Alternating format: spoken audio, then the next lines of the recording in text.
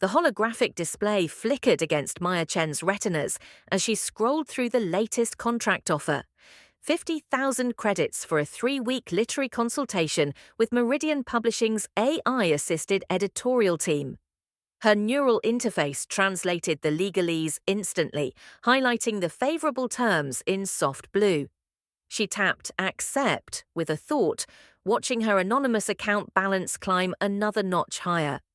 Maya leaned back in her salvaged ergonomic chair, the kind corporate offices discarded when upgrading to the latest bio-responsive models. Through her apartment's single window, Neo Francisco's towering bioluminescent spires pulsed with their evening rhythm, each flash representing millions of credits flowing through quantum networks. Her father's pharmaceutical empire owned 3 of those spires. Her vintage tablet chimed, a text from Richard Chen's personal assistant. "Family gathering tonight, 7 p.m. sharp, dress appropriately." Maya's stomach clenched. The Chen family's monthly status dinners were exercises in psychological warfare, broadcast live to their million-plus social followers. Maya always appeared as the awkward footnote, the librarian daughter who'd somehow failed to capitalize on her premium genetic modifications and Ivy League neural programming. She glanced at her closet's single formal outfit, a navy dress she'd bought secondhand from a decommissioned corporate executive's estate sale. The fabric was real cotton, not bio-responsive smart fiber. Her siblings would notice immediately. "Mrs. Chen?" A knock echoed from the library below. Maya minimized her consulting interface and descended the narrow stairs connecting her apartment to the public library. The building was an anachronism, actual physical books surrounded by holographic reading stations and neural download pods. An elderly man waited at the reference desk, his outdated retinal implants struggling to focus. Maya recognized him, Thomas Chen, no relation despite the name, a maintenance worker whose daughter needed help accessing the advanced literature programs her school district couldn't afford. "Tommy needs those poetry files for her presentation tomorrow," he said, voice rough from years breathing recycled air in the city's lower levels. "I know it's after hours, but of course." Maya's fingers moved across the interface, unlocking premium educational content her family's foundation theoretically supported, but practically restricted. She watched the files transfer to the girl's learning tablet, knowing this single action violated a dozen corporate licensing agreements. "Tell Tommy she can access the advanced analysis tools too. They're complimentary." The man's eyes brightened. In the corporate hierarchy, Maya was nobody. Down here, she was everything. After he left, Maya returned upstairs and activated her security protocols. Her apartment's walls shimmered as privacy screens engaged, blocking both surveillance and neural scanning. She opened her real work, the encrypted files that had transformed her from failed daughter into anonymous literary kingmaker. The Story Sage's latest blog post had generated 2.3 million views in 6 hours. Her review of Marcus Aurelius's Meditations, newly discovered ancient texts translated by quantum archaeologists, had crashed 3 server farms. Publishers competed for her attention. Authors begged for her endorsement, all while believing she was some shadowy collective of literary scholars. Maya's neural interface buzzed with incoming messages, 7-figure consulting offers, exclusive preview rights to books that wouldn't publish for years, invitations to secret literary societies where ideas mattered more than credit ratings. She ignored them all and pulled up her family monitoring subroutines. Jessica's latest court victory had earned her another 10 million followers on Justice Stream. Marcus's investment algorithm had predicted 3 market collapses this week, boosting his reputation as the prophet of profit. Derek's marketing campaigns for Chen Pharmaceuticals had gone viral across 4 different platforms, each one carefully crafted to make life-saving medications seem aspirational rather than essential. Maya's throat tightened. Her siblings harvested human attention like a resource, converting suffering into profit margins with surgical precision. They were artists in their own terrible way. Her retinal display flashed with an encrypted message from an unlisted sender. Maya's heart stopped as she read the sender ID, j.m.morrison.private.secured. I found something interesting today. Can we meet? Maya's fingers trembled as she typed back. The usual place? 20 minutes. Maya changed quickly, trading her comfortable library clothes for dark jeans and a wool sweater. She walked 6 blocks through Neo Francisco's mid-tier district, past biobars serving designer bacteria cocktails and neural salons offering temporary personality upgrades. The city's ambient AI tracked her movement through facial recognition, but her modified identity chip registered her as Sarah Martinez, freelance editor.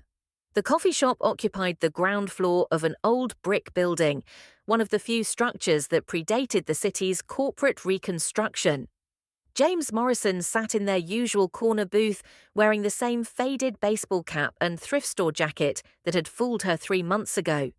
His neural implants were invisible, military-grade, and cost more than most people's houses. Maya slid into the seat across from him, their knees touching under the small table. The contact sent warmth shooting up her leg. "You're worried about something," James said, his voice low enough that the ambient surveillance couldn't pass it. His eyes, unmodified brown, a rarity among the ultra-wealthy, searched her face with practiced intensity. "Family dinner tonight." Maya wrapped her hands around the coffee cup he'd ordered for her. Real coffee, not synthesized. James had connections that bypassed the luxury import restrictions. "My father's announcing something big. The siblings are circling like sharks. You could skip it." Maya laughed bitterly. "And give them more ammunition? Jessica's already spreading rumors that I'm having a breakdown. Missing a family event would be blood in the water." James leaned forward, his hand covering hers. His skin was warm, calloused from whatever mysterious projects occupied his time. Maya knew he was wealthy. His casual mention of owning multiple companies had been hard to miss. But he dressed like a graduate student and talked about social justice like someone who'd actually lived without privilege.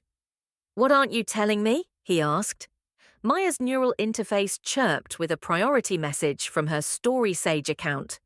A major publisher wanted to discuss a 8-figure licensing deal. She dismissed it without reading. "I found something," she said finally, "about my father's company, about why medications cost what they cost." James's expression didn't change, but his grip on her hand tightened slightly. "What kind of something?" Maya glanced around the coffee shop. A few students hunched over tablets, and a couple of off-duty workers shared synthesized pastries. The ambient surveillance was minimal here, but still present. She activated her personal privacy field, a subtle electromagnetic pulse that would static out most recording devices. Price manipulation, artificial scarcity protocols. My father's company controls 70% of the life extension market, and they're... Maya's voice caught. "People are dying because they can't afford treatments that cost almost nothing to produce." James was quiet for a long moment, studying her face. "You're sure?" "I cross-referenced production costs with retail pricing. The markup is 37,000% on some medications. And there are messages, board meeting recordings where they laugh about optimizing desperation indices." "What are you going to do?" The question hung between them like a blade.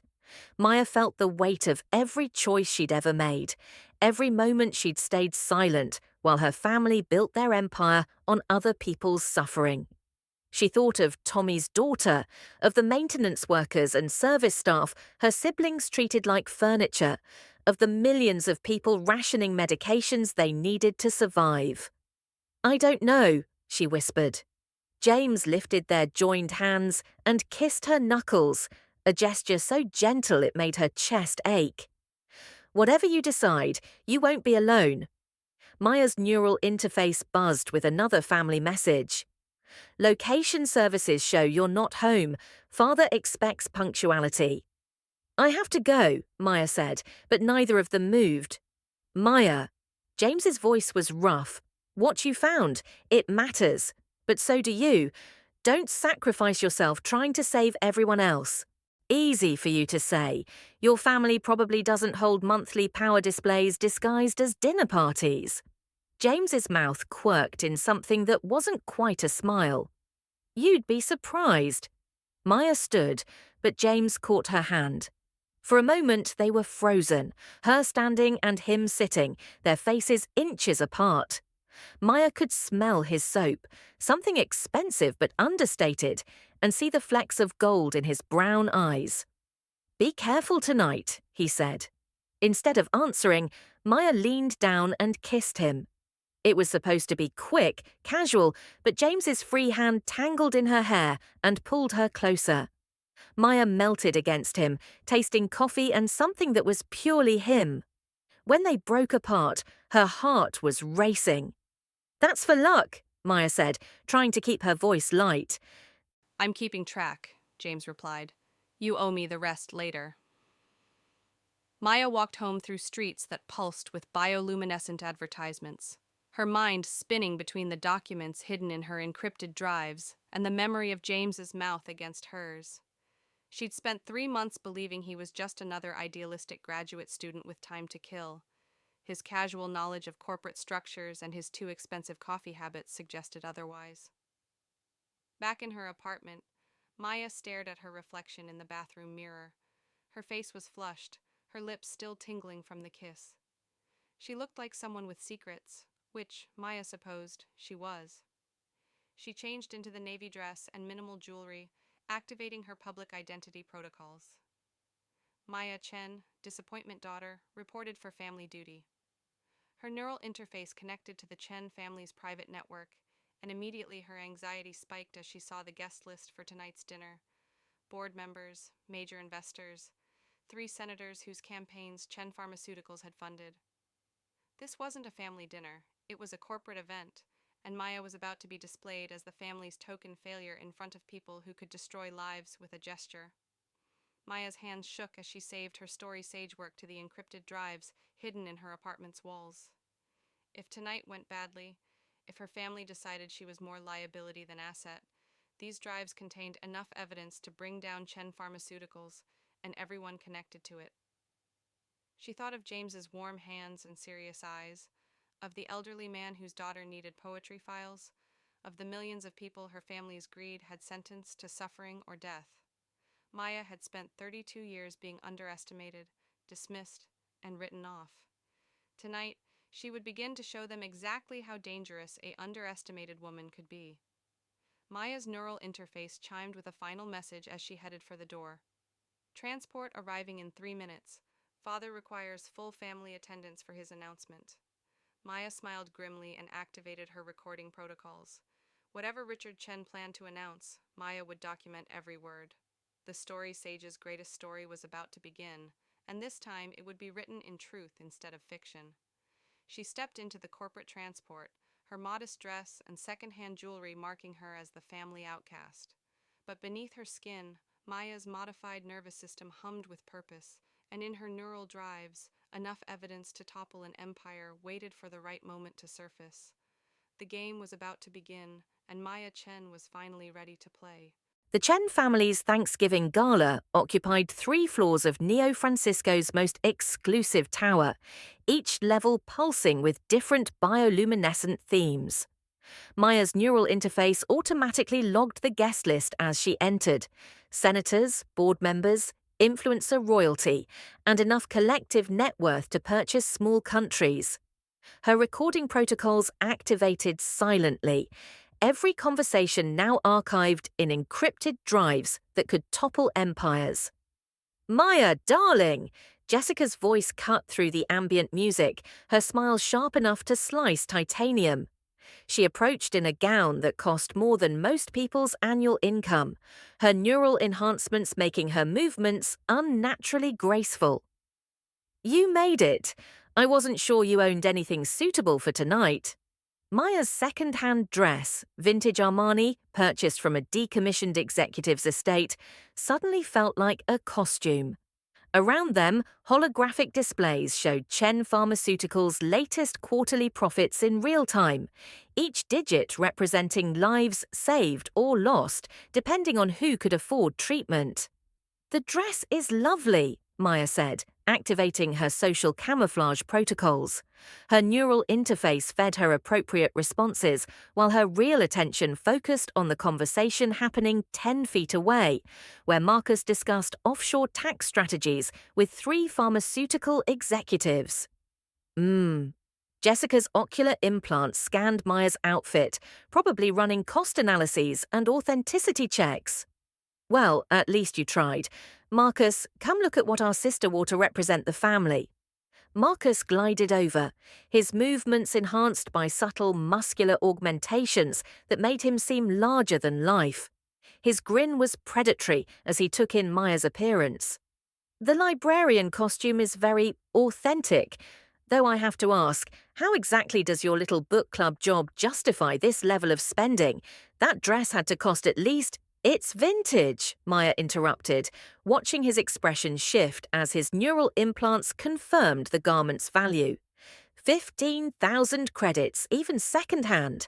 More than Maya's supposed annual salary. "Interesting." Marcus's tone turned speculative. "Perhaps our Maya has been more resourceful than we realized." Before Maya could respond, Derek materialized beside them, his pupils slightly dilated from whatever designer stimulants he'd consumed before the party. His neural enhancements buzzed visibly under his skin, corporate-grade modifications that helped him process social media streams in real time. "Are we discussing Maya's mysterious financial situation?"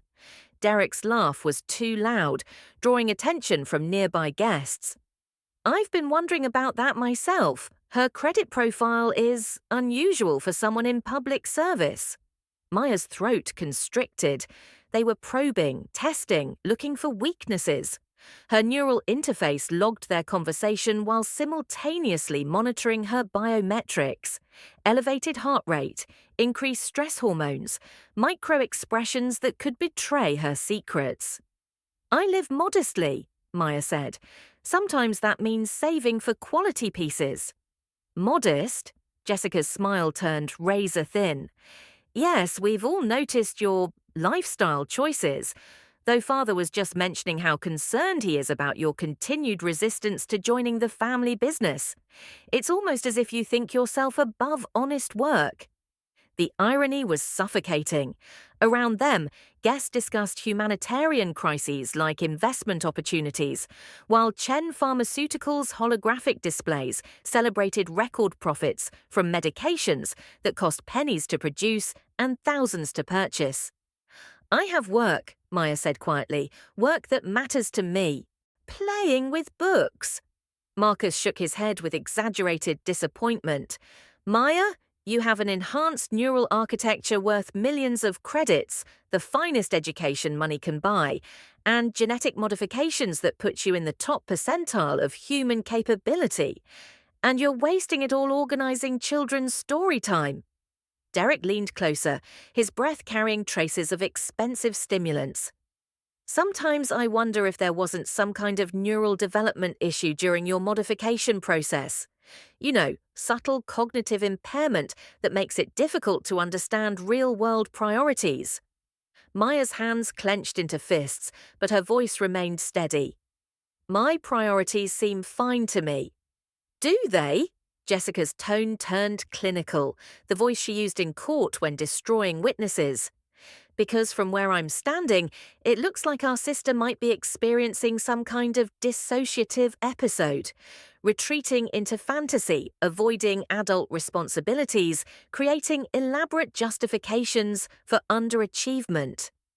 The recording devices in Maya's neural interface captured every word while her consciousness reeled. They weren't just dismissing her, they were building a narrative, planting seeds for future use. "I think," Derek said with mock concern, "we might need to consider some kind of intervention, professional help perhaps, before this condition becomes more serious. Maya's neural interface chimed with an urgent encrypted message from James. Where are you? Your stress readings are spiking. She'd forgotten about the biometric link they'd established after their first night together, an intimate connection that let him monitor her well-being during family events. Maya glanced toward the window wall, where the city's bioluminescent towers pulsed in their evening rhythm, and thought of James waiting in his workshop 20 floors below. "Excuse me," Maya said, "I need some air." "Of course you do," Jessica murmured as Maya walked away. "Perhaps Derek's right about that professional consultation." Maya escaped to the building's sky garden, where real plants grew among holographic displays of Chen Pharmaceuticals' global reach. The night air was cool against her skin, filtered and purified by atmospheric processors.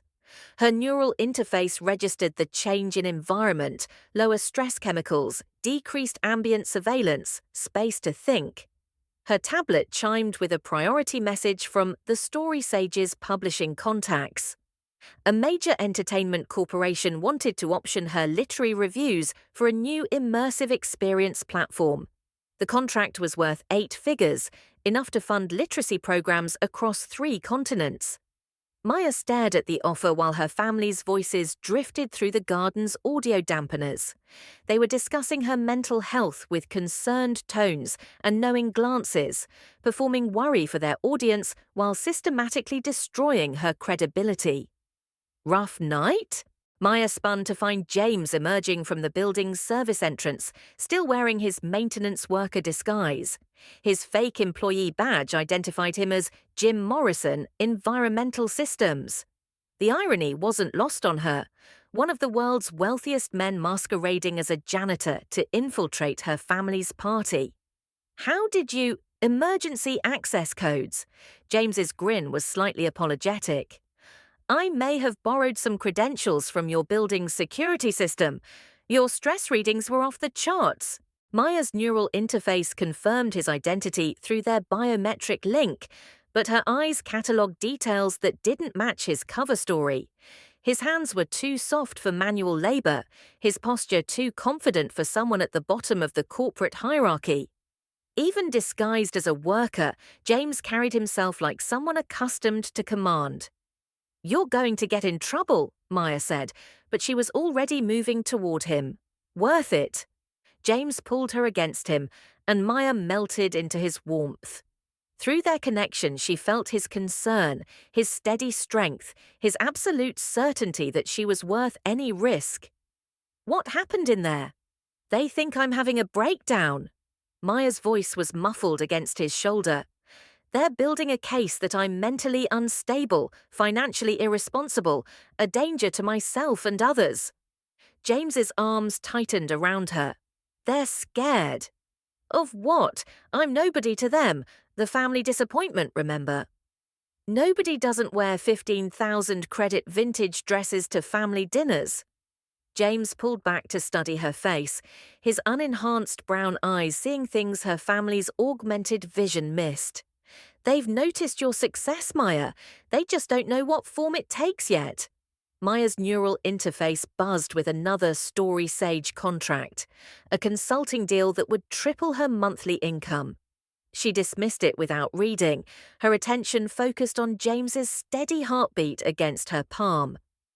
"I recorded everything tonight," she said quietly. "Every cruel comment, every dismissive gesture. They're so confident in their superiority, they don't even pretend to be decent when they think no one important is listening." "Evidence? Ammunition?"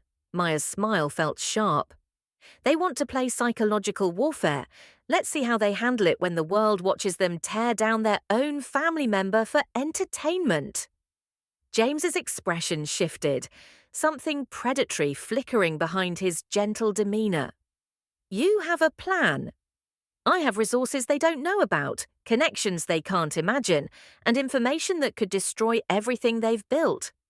Maya's voice grew stronger with each word. "They think I'm weak because I choose compassion over cruelty. They're about to learn exactly how dangerous underestimation can be." Before James could respond, Maya's neural interface exploded with alerts. Her family's private network was buzzing with activity, messages, video calls, encrypted communications that her security protocols couldn't penetrate. Something was happening. "I have to go back," Maya said. "They're planning something." James caught her hand.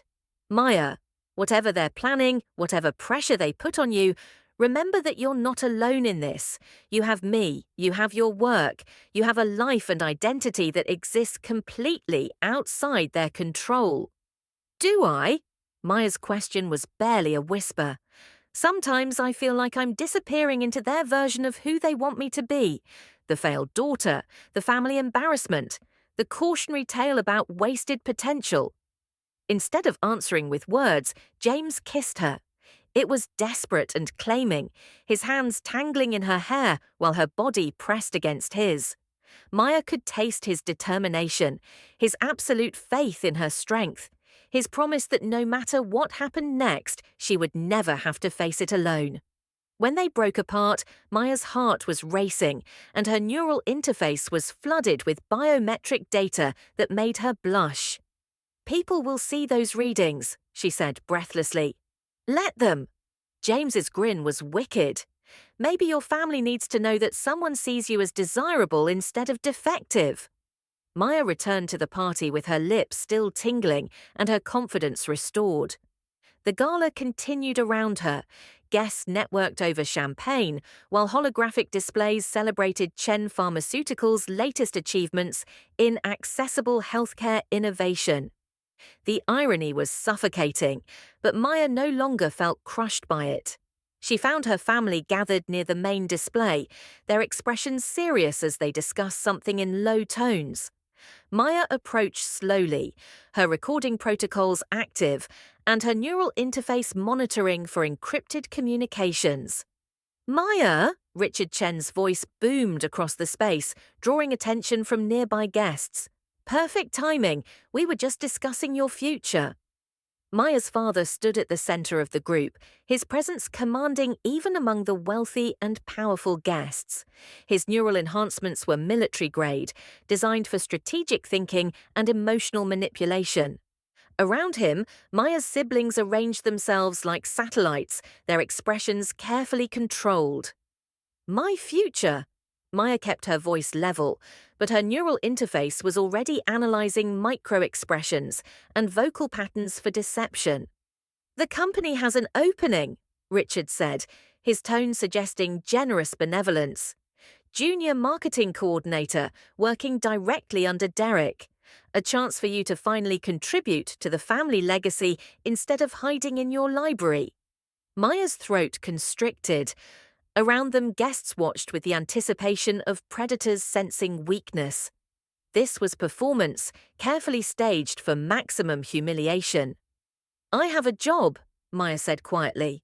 "Playing with books isn't a career, darling." Jessica's voice carried just the right note of concerned affection. "It's a hobby that's gone too far. We're offering you a chance to be part of something meaningful." Meaningful.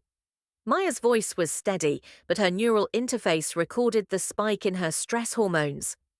"Like raising medication prices by 37,000% over production costs." The silence that followed was absolute. Around them, guests shifted uncomfortably as the family dynamic turned toxic. Richard's expression didn't change, but his neural enhancements flickered visibly as he processed the implications of Maya's words. "I have no idea what you're talking about," he said finally, "but this kind of paranoid thinking is exactly why we're concerned about your mental state." Maya felt the trap closing around her. Every word was being recorded, every gesture analyzed by the party's surveillance systems. Her family was building their case in real time, using her own knowledge against her. "Of course," Maya said softly, "I must be confused." But her neural interface was already uploading encrypted files to secure servers, evidence that would survive even if she didn't. The game was escalating, and Maya Chen was finally ready to play by her own rules. The night was far from over, and Maya had work to do. The Chen family's Christmas celebration occupied the entire top floor of their residential spire, 50,000 square feet of obscene luxury suspended above Neo Francisco's glittering sprawl. Maya's neural interface automatically catalogued the excess: bioluminescent flowers that cost more than most people's homes, wine that predated the corporate wars, holographic displays showing real-time social media metrics from the family's combined follower base. 87 million people watched the Chen family Christmas through livestream feeds, consuming their wealth like entertainment. Maya stood near the floor-to-ceiling windows, her reflection ghost-like against the city's neon glow. Her dress, the same navy vintage she'd worn to previous family events, felt like armor now. In her neural drives, encrypted files waited with the patience of buried landmines. Tonight, everything would change. "Maya, darling!" Jessica's voice cut through the ambient music, artificially sweetened by vocal modulators that made every word sound like honey-coated poison. She approached wearing a gown that cost more than Maya's supposed annual salary, her neural enhancements making her movements unnaturally graceful. "I have the most wonderful news to share with everyone." The family gathered in a loose circle, their body language unconsciously arranged to exclude Maya. Richard stood at the center, his military-grade neural implants processing social dynamics and emotional manipulation strategies in real time. Marcus and Derek flanked him like guards, their enhanced physiques and designer modifications making them look like expensive weapons. "Jessica made senior partner at Morrison, Kellner and Associates," Richard announced, his voice carrying the subtle amplification that marked him as the room's dominant presence. "The youngest in the firm's history." Polite applause rippled through the gathered relatives and business associates. Maya's neural interface recorded the moment while her stomach clenched with familiar dread. The performance was beginning. "It's particularly impressive," Jessica continued, her smile sharp as surgical steel. "Given how competitive the legal field has become, not everyone can adapt to the demands of real professional success." Her gaze settled on Maya with calculated precision. "Some people seem content with more modest ambitions." Maya's throat tightened, but her voice remained steady. "Congratulations, Jessica. I'm sure you'll do well." "Thank you, sister." The word sisters carried just enough emphasis to remind everyone present of Maya's anomalous position in the family hierarchy. "Though I do worry about you sometimes. Your career situation seems so stagnant. Still organizing children's story time, I assume?" The casual cruelty was perfectly calibrated, public enough to humiliate, subtle enough to maintain plausible deniability. Around them, guests watched with the anticipation of predators sensing blood. Marcus chose that moment to flash his new Rolex, the device's bio-responsive display showing his real-time neural activity in shimmering patterns. "Maya, we've been meaning to talk to you about financial planning. Your credit profile shows some concerning patterns: spending beyond your apparent means, unexplained deposits. Perhaps you'd benefit from some professional guidance." Maya's hands clenched into fists, but her neural interface kept her voice level. "I manage my finances carefully." "I'm sure you think you do," Derek interjected, his pupils slightly dilated from whatever designer stimulants he'd consumed before the party. His neural enhancements buzzed visibly under his skin as he processed multiple social media streams simultaneously. "But living in denial about your limitations isn't helping anyone, especially not this mysterious boyfriend you keep mentioning." The gathered guests shifted with uncomfortable interest. Maya felt their attention like physical pressure against her skin. "Are we sure he's real?" Derek continued, his tone suggesting genuine concern while his eyes gleamed with malice. "Because honestly, Maya, creating elaborate fantasies to cope with loneliness is a warning sign we can't ignore." Maya's neural interface registered the spike in her stress hormones while simultaneously recording every word. The files would make fascinating evidence later, if she survived the night. Derek raises an important point, Richard said, his voice carrying the authority of absolute patriarchal power.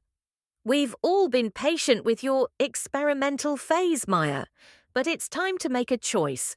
Join Chen Pharmaceuticals in a meaningful capacity, or accept that you're no longer part of this family's future. The ultimatum hung in the air like a blade. Around them, guests watched with fascination while the family dynamics played out for their entertainment. Maya felt the weight of every choice she'd ever made, every moment she'd chosen authenticity over acceptance. Join the company, Maya repeated quietly. The same company that charges 37,000% markup on life-saving medications. The silence that followed was absolute. Richard's expression didn't change, but his neural enhancements flickered visibly as he processed the implications of Maya's knowledge. I have no idea what you're talking about, he said finally, his voice carrying just the right note of concerned confusion. But this kind of paranoid thinking is exactly why we're worried about your mental state. Maya opened her mouth to respond, but her neural interface exploded with alerts. External security breach, multiple tactical vehicles approaching the building, federal law enforcement signatures detected across all surveillance networks. Excuse me, Maya said softly. I think we're about to have unexpected guests. Before anyone could respond, the spire's main elevator doors opened with a soft chime. Federal agents poured into the room, their enhanced tactical gear gleaming under the party's ambient lighting. Maya recognized Agent Sarah Chen from their encrypted communications, no relation, despite the shared surname. Richard Chen, Agent Chen announced, her voice carrying legal authority and absolute confidence. You're under arrest for conspiracy, price manipulation, racketeering, and criminal negligence resulting in death. The room erupted into chaos. Guests scattered like startled birds while Richard's face went white beneath his expensive genetic modifications. Maya stood perfectly still, her neural interface recording everything while her heart hammered against her ribs. The charges are ridiculous, Richard sputtered, but his neural enhancements were already calculating legal strategies and damage control protocols. I demand to speak with my attorney. Your attorney is currently being arrested at her office, Agent Chen replied smoothly. Along with your entire board of directors and senior management team, Maya watched her family's empire crumble in real time. Jessica's law firm would drop her within hours to avoid association. Marcus's investment portfolio, funded by laundered pharmaceutical profits, was already frozen by federal order. Derek's corporate credit cards blinked offline as Chen Pharmaceuticals' accounts were seized. This is impossible, Marcus whispered, his enhanced neural architecture struggling to process the collapse of everything he'd built his identity around. The company is worth billions. You can't just... We can and we have, Agent Chen said. All assets are frozen pending investigation. All corporate accounts are under federal control. Anyone who received payment from Chen Pharmaceuticals in the last 5 years will be subject to investigation and potential asset forfeiture. Derek made a strangled noise as his penthouse access codes were revoked remotely. Jessica's designer gown, purchased with company funds, suddenly represented evidence of criminal conspiracy. The siblings looked to their father with desperate eyes, seeking the patriarchal protection that had always shielded them. Richard's response was swift and merciless. I hereby declare personal bankruptcy, he announced to the room. I cannot be held responsible for anyone else's financial decisions. If any of you can't stand on your own merit, you're no longer part of my concern. The siblings recoiled as if struck. In their world of corporate nepotism and inherited wealth, being cut off was tantamount to death. They had no real skills, no authentic relationships, no foundation beyond their family's criminal empire. Maya watched the destruction with clinical detachment, her neural interface cataloguing every moment of their collapse. Around them, federal agents systematically documented evidence while the party guests fled through emergency exits. The city's bioluminescent towers pulsed in their evening rhythm beyond the windows, indifferent to the human drama unfolding 50 floors above the street. As her family's world disintegrated, Maya pulled out her personal communicator with steady hands. Her siblings watched through their shock and terror as she activated a private channel. "Hey, honey," Maya said into the device, her voice carrying across the chaos-filled room. "Could you pick me up? Family dinner's ending early." Jessica's laugh was hysterical. "Who are you calling? Your little librarian friends? Your imaginary boyfriend?" Maya smiled for the first time all evening. "My boyfriend. He's on his way." 20 minutes later, as federal agents finished processing the crime scene, a sleek transport pod settled onto the Spire's landing platform.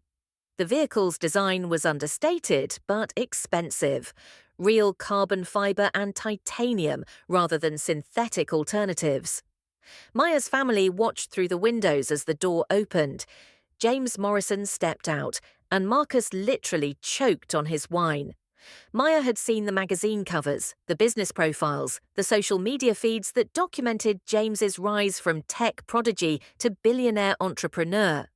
But seeing him through her family's eyes, their shock, their recognition, their dawning understanding of how completely they'd misjudged her, was intoxicating.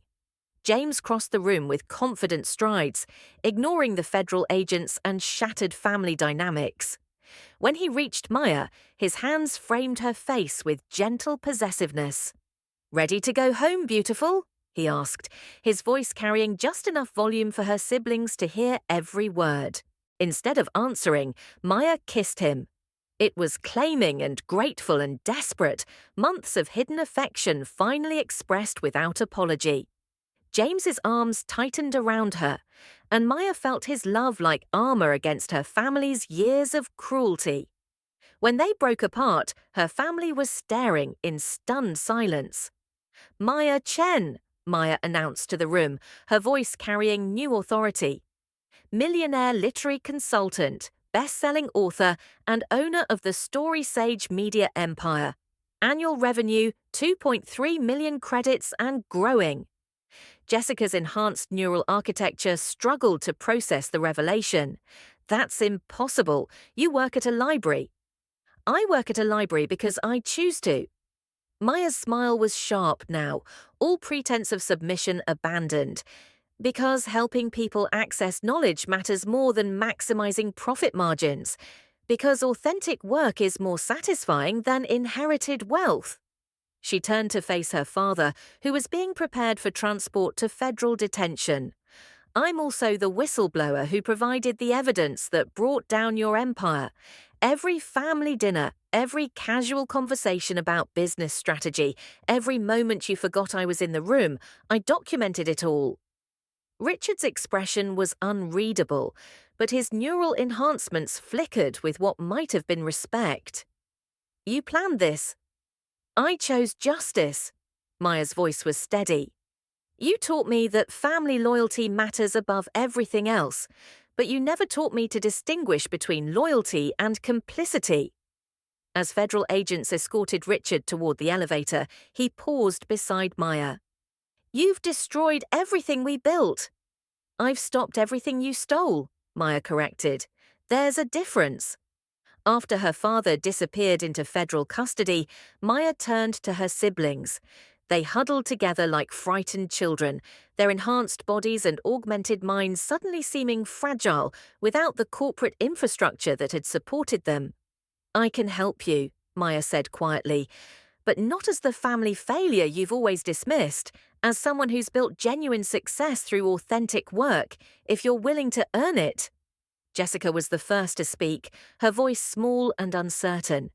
"What do you mean?" "I mean entry-level positions in legitimate businesses. I mean learning to create value instead of extracting it. I mean admitting that Dad's way was wrong and committing to something better." Maya looked at each of them in turn. "The Story Sage has connections throughout the publishing industry, educational sector, and non-profit community. There are jobs for people willing to start over and build something real, but it requires leaving behind the idea that you're entitled to wealth without work. Marcus stared at his seized assets displayed on his neural interface. We don't have anywhere to go. You have choices, Maya said. The same choices everyone else makes when they decide what kind of person they want to become. James stepped closer, his presence warm and steady at Maya's side. The transport is waiting, he said gently, unless you want to stay for more family bonding. Maya looked around the destroyed party one final time. Federal agents processed evidence while her siblings contemplated futures they'd never imagined needing. The city's bioluminescent towers continued their eternal pulse beyond the windows, and somewhere in the lower levels, people who couldn't afford Chen Pharmaceuticals' inflated medications were finally getting access to life-saving treatments at fair prices. I'm ready, Maya said. As they walked toward the transport pod, James's hand found hers. His palm was warm and slightly calloused, evidence of whatever mysterious projects occupied his time outside public view. So, he said as they settled into the vehicle's leather seats, billionaire tech entrepreneur meets millionaire literary mogul. Think we can make it work? Maya laughed, the sound surprising her with its lightness. I suppose we'll find out. The transport lifted smoothly from the landing platform, carrying them away from the destruction of Maya's old life toward whatever came next. Through the windows, Neo Francisco's lights blurred into streams of color, while Maya's neural interface finally stopped recording. The game was over, and Maya Chen had won by refusing to play by anyone else's rules.